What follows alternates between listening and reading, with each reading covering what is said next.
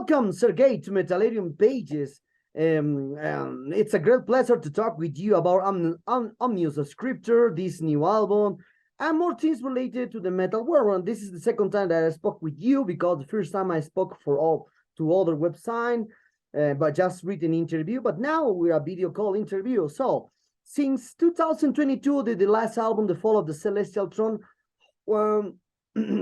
how many things happened during the last 3 years in the band after the last album? Yeah, hi, what's up? Nice to meet you here, Sam. And thanks for this opportunity. Since our sophomore record, The Fall of the Celestial Throne, a lot of things happened, but all these years we were probably most active. It was the most active period for the band. We had a lot of rehearsals. We played few shows, even all this probably this COVID. We played Berlin this fest like few months ago, and we did 2 shows in our hometown, Minsk, Belarus. So yeah, and mostly, there are some problems also. Few of us, kind of changed their place of living, so we can't make rehearsals currently. So yeah, and new album is out now. That's news mostly. Okay. How during the 2020 and 2021 the bands can perform live. So, but now it's possible for the end of 2021, 2022, we will recover all metalheads around the world. So, when you present the last ritual of the mass ignition, will you do a mix of performance with the last previous records and this one, because the third album didn't have a good promotion live, talking about? Yeah, for sure, man. We are loving our second album as much as our new album, and we will mix the tracks from both of them for in our upcoming shows. We will play maybe like 3-4 tracks from second album, and yeah, mostly we are preparing the tracks from the new one. So yeah, let's see what will happen next, but we are working on some tour over Europe now, and let's see, maybe we can make some shows all over the world later. Okay, so compared with the previous one and this new one, what are the biggest difference or strange that this album has compared? So sorry, bro. The sound. Skip something. So I will repeat the question. So, what are the biggest strange that this album has compared to the previous one? The new one is probably the best thing for sure we ever done. We are extremely happy with everything, with especially with compositions of tracks, and for this record, our second guitar player Pavel made like few tracks. We did it together, and because for previous one I did all the tracks, I mean the songwriting. So I think we made a huge step forward with new one record. So it's better to judge, when you are a listener, not the man who is doing this music. But as for creators of this album, I can say that everyone from the band is happy, and yeah, let's see how people will like it or not. So we're just waiting for responses. Okay, so when I did an interview with you in the fall of the Celestial Throne, when it was released 3 years ago now. So you talk about the lyrics aspect, and the lyrics aspect was talking about the Satanism, and now they are continuing with these aspects. So perhaps, what is your opinion about the Satanist revolution? Are a lot of presence into the metal bands, because there's a lot of black metal bands, or now brutal death metal bands like you. So perhaps, do you think this is an important message that you try to say when you are a Satanist in people, perhaps, or perhaps you believe in Satanism?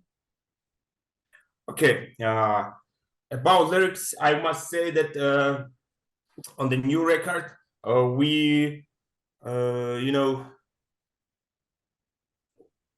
worked on different topics for lyrics. I mean, we not only as we did for previous one, it was like a full album conception, like the story from the first to last song that described the kind of story about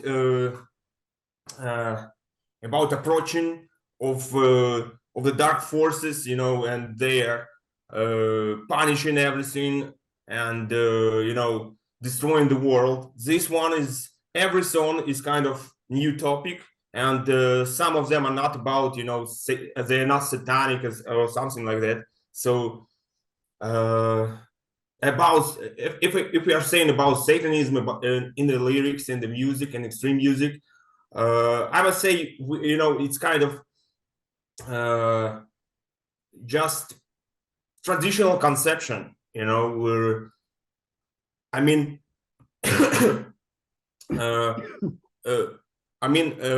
in death metal, in brutal death metal, bands normally go in two ways, like gore stuff and dark and holy stuff, and we choose the second one because it's more important for us. It's something personal, and all the lyrics for previous one and for the new record was done by our vocalist, and probably I can't say much as he can, but yeah, the lyrics is really important here too, as important as music. So it's kind of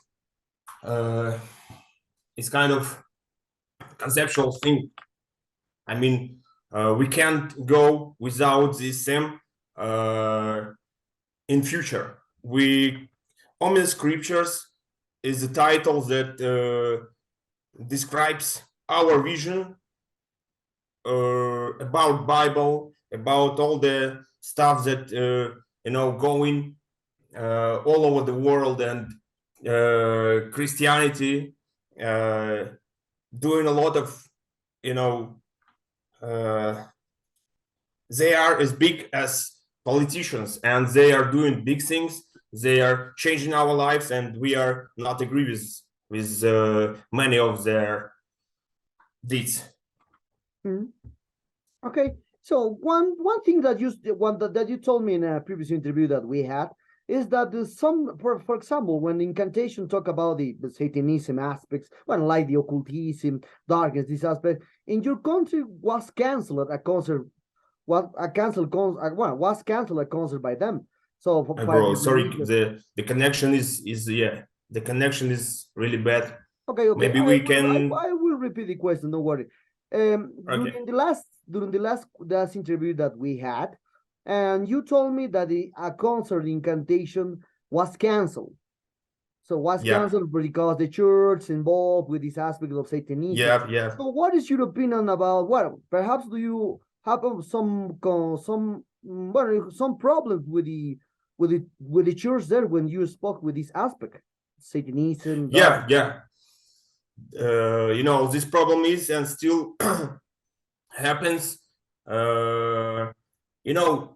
We have some problems much bigger now in our region. I mean, the Eastern Europe, like Belarus, Ukraine, Russia, and we can't say about current situation because we have no many shows, especially big bands like Behemoth or other satanic metal big names, but I'm sure that the problem is still the problem is still is because nothing happened, and I must say that probably I can't predict now what happens next in our region, but I'm sure if the current situation, I'm sorry, I can't predict what happened next for our region, right? But I mean the war and the stuff like that. But if nothing will be changed in kind of political system, the problem with all these cancellations and all this Christianity dictatorship, we can say, will rule all these problems again. So it's really major problem for us. I mean, for the people in Eastern Europe. So yeah, that's it. Okay, nice to hear that. So it's very different than the old countries in Europe. Yeah, for sure, man. Okay. Now talking about the promotion of this new album and the future plans that the band has for this ritual of the mass self-ignition. What are the future plans that the band has? Because you told me that you will have a tour in Europe in the next couple months. So perhaps you have some proposals to do a Europe, North American tour, or perhaps a Latin American tour. Who knows? Yeah. For now we have only European touring works. I mean, it's still not fixed, and it's still not booked, but we're working on it. We have no any other shows or any other festivals booked yet because we still have the problem, as I said previously. The band is not living in the same place like it was before. Like we, some of us changed the place of living. So honestly, I must say that we can't. We want to check the response for the record, and then we will see. Because for now, working on some tours, working on some shows, especially if we will go to Latin or United States, it will be really hard for us to do because bands, as I said once again, as I said previously, we are not living all together in one town, and we can't make rehearsals and stuff like that. So yeah, things a little bit more complicated now. Oh, nice. Well, I hope to someday you will come to Latin America because love your band. The three albums are great records into the brutal death metal. So talking about now in general I'm speaking in general of the brutal death metal style. So for you, It is possible to go further into the style when a lot of American bands like Suffocation, Broken Hope, like the creators of the style are pushing the boundaries into this style into the 90s and the beginnings of 2000s. So do you think it's possible to go further with more sounds, with new styles into this style that sometimes is very close because it's very difficult to spread the brutal death metal like you do, because when you put some technical riffs, the band change technical brutal death metal. When you put something different, progressive death metal. So it's very difficult. Yeah, for sure. I can't say we're doing something extraordinary. We are just going. We are inspired by classics like late 90s and early till now. With the new record, I must say we didn't have a plan to create something new, so to create something, some game changer or stuff like that. And besides, I must say, other bands, if we are talking about brutal death community, the fans are really not interested in some extraordinary bands. You know, they're more into like the bands who doing the same thing but doing it really good. You know, and the bands are not creating something really new, but they are doing the style we all love, and they are doing it, you know, how to say, how to, one moment, please. Once again, the fans are not really want to hear something extraordinary, right? They are mostly waiting for some new bands or old school bands to be the same. As you said, Suffocation, Broken Hope, and I can say that their last records are not kind of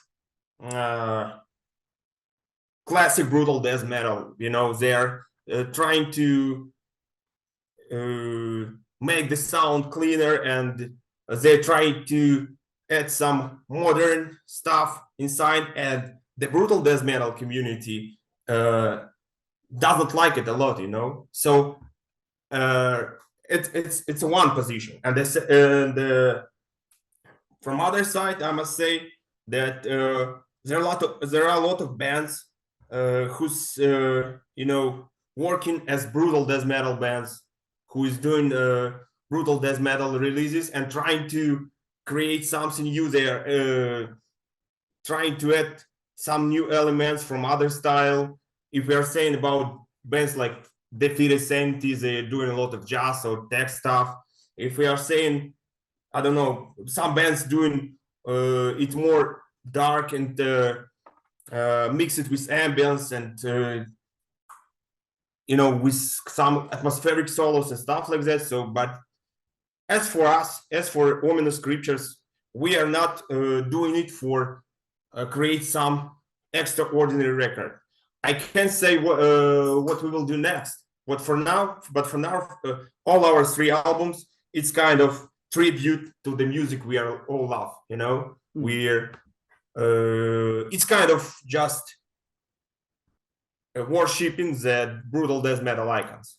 So nothing special here. No, yeah, that's true. So for that, one of the details that you told me about the influence of Ominous Scriptures in the past interview is that you took the influence from Infernal Dominion, a band that play brutal death metal or death metal, satanic death metal in the beginning. So what did you take this influence, a big one, into the music of Ominous Scripture compared with it? Well, compared, like I said, Deeds of Flesh, Disgorge, for sure, Dying Feet, for sure.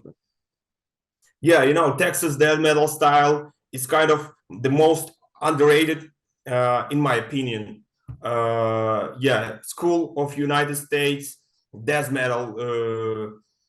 So bands like Infernal Dominion, Second of the Creation, and others doing the music really brutal, really heavy, catchy, and at the same time super demonic, super infernal. And I can't find this vibe in some other bands, even in some other singing. I mean, Texas bands are the most evil in brutal death metal. Yeah, so Infernal Dominion means a lot for me, means a lot for other guys in the band. And I just want to, you know, if we are working now and we have some kind of attention of the people, we just want to recommend them to, you know, to try to listen the bands there. They probably can't listen before, because the band is not so popular, and even now they just super underground cult, you know. Now the other guys were working with some huge projects even in not death metal scene, but Infernal Dominion did the huge thing for me, for the whole scene, and for brutal death metal style I love. I mean, classic, raw, demonic stuff with the roots of first wave of brutal death metal. Yeah, that's true. And why didn't you take the influence from Brodekin? Because Brodekin is the first band that the atmosphere is very dark. So when you hear dark Brodekin in the 90s, or into the demos, and then the first albums from them, they are very more dark. They're the first band into the brutal death metal. There are a lot of darkness into there, because it's a lot of. Yeah, for sure. If we are saying about our first album, you can find a lot of inspiration we took from Brodequin in sound. I mean, we did it blasting, raw, and yeah, it was one of the biggest influence there. So for now, I can say Brodequin is still the big influence, and we love it. But we can't say that their vision of darkness, I mean, all this medieval stuff, and torments and tortures and all the stuff they are working on, it's not the same darkness we feel. Our darkness inside, I mean, the darkness inside us, the darkness inside our music is more like infernal dominion. It's more like demonic, exorcism and all this stuff. And as I said before, we have as I said before, we have some reasons to feel this darkness, because the Christianity is the church in our motherland doing some bad things, in our opinion. Yeah. So yeah. And I think in Texas, they have the kind of same situation. And this is the reason why so many Texas bands are kind of satanic, like Liakh, Infernal Dominion, Sex Consecration. They're doing super brutal stuff, but it's satanic at the same time. Yeah, that's true. That's true. That's correct. Yeah. Oh, we're very close to this interview, Sergey. And for that, what is your opinion about now the brutal death movement around the world? It is too saturated. Is possible or is not? Perhaps do you have time to hear new bands now? Well, new recommend bands by you. Okay. In my opinion, brutal death metal as a community, as a kind of worldwide community, have maybe not the best time, but at the same not the worst, because we have a lot of bands are doing new things. We have a lot of new bands, especially the bands from New Standard Records, Stabbing from Comatose, doing the great things. We have a lot of big names in our scene, like Defeated Sanity, Putridity, Disentomb. They're working hard, and they became bigger and bigger, with in last years. At the same time, probably only Gorgasm, keeping the traditions. Other bands split it up or doing more tech stuff or something, this is not helping the brutal death metal community. At the same time, I want to say that the slam movement, it's not brutal death metal movement for me. It's kind of mixture of brutal death and deathcore, and it makes I mean modern slam. It's kind of it's not the thing I really enjoy. So it's really complicated. If we are saying about current situation for brutal death metal scene worldwide, it's really complicated. But I see a lot of great bands, and they are doing great things and tours over. After the COVID, we see the bands starting to tour once again, because you can imagine all this underground community, like promoters, venues, who are devastated after COVID. And for now, bands are starting to tour again, and yeah, that works. I hope the better times are coming, so maybe we can maybe we can say that our new album is kind of one more little step for the brutal death metal community worldwide to to its roots, to show people where this style came from, and yeah, that's it. So probably everything I wanted to say. Okay.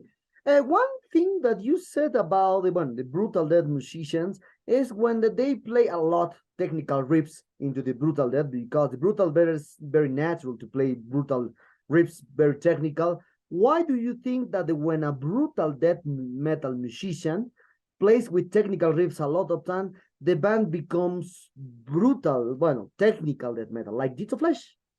Yeah, I can imagine I will do the same thing. So I can't really even say something because I have no this experience, and I hope I will not have this experience. But as a musician, I want to say, sometimes you want to move forward, and if we are saying about Deeds of Flesh, yeah, I'm not a fan of their last work since of what's to come. Crown of Souls was the last one. I mean the original mix, not the remastered version. And Deeds of Flesh did a lot of great records. A lot of they did pure, they did a huge legacy for the whole style. It was choice of Eric and the band to do something new, and especially back in the days, like in late 2000s and early 10s, a lot of bands like Spawn of Possession, Psychroptic, Decrepit Birth, Savage Savior, who were more brutal, became more technical. And it's kind of, maybe just one of few reasons why they did the same thing, because maybe the brutal death metal back in the days, and as I said, in the late 2000s, wasn't so needed, in the world, and it's choice of the band, and we still have a lot of perfect, classic brutal death metal albums from Deeds of Flesh, and we'll listen it, till the end of times. So I can, as I said previously, as I said in the beginning of this answer, I can imagine myself doing the same thing now, but who knows what happens next. So that's my answer. Okay. Well, Sergey, thanks for these answers. You are a great guide. We are thanks, man. So, thanks for this opportunity to talk with you. The interview is ended now. Perhaps do you want to add something to your Latin American fans and Metalero followers that expect some time to come here to see Omnium Scriptures live? Oh yeah. To our Latin Americans followers and fans, I want to say, you guys are probably most demonic, most satanic region for death metal, especially Brazil or Colombia. You have a huge sense there, you have a huge festivals there, and I hope one day I will come to play some riffs, with Ominous Scriptures, maybe with other band, but it's kind of dream for me to come to your countries. So I hope you will like our new record. I hope you will share it, maybe buy it, support it, and yeah, I hope you like it. We did it for true fans. We are fans, and this record is from fans to fans. So I hope you like it.